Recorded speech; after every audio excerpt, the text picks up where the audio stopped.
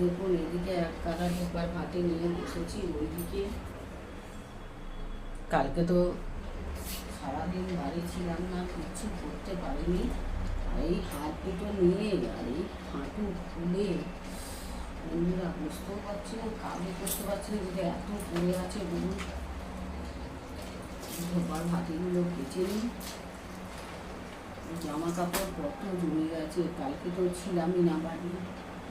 আর এই কাচাকুচি কিচ্ছু হয় না, যে সকালবেলায় এনে এই কাচাকুচিগুলো জামা কাপড় কাচাকুচিগুলো নিয়ে বসেছি, আগে কেচে নিই, তারপরে বাকি সব কাজকর্ম আছে। শরীরটা যেন না ভালো লাগছে বন্ধুরা।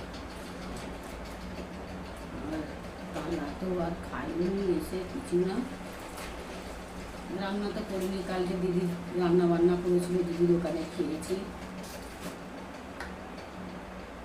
মেজো দিদি।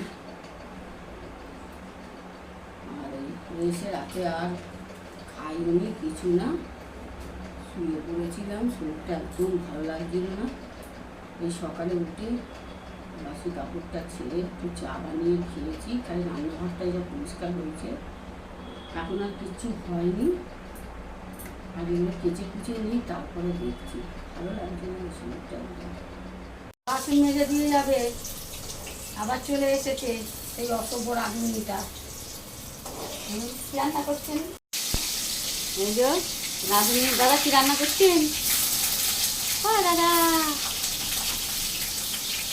বাবা, দিমাগ বেড়ে গেছে রাঁধুনি, বাবা বাবা রাঁধুনির দিমাগ বেড়ে গেছে বাবা। ভালো আজকে যদি রান্না না ভালো হয়েছে, আর বাসন যদি না মেজে দিয়ে গেছে, সেদিনকে দেখেছেন কত বাসন ফেলে গেছিল। আজ রাঁধুনির কপালে দুঃখ আছে, বুঝেছে। শুভ দুপুর বন্ধুরা, টাটা।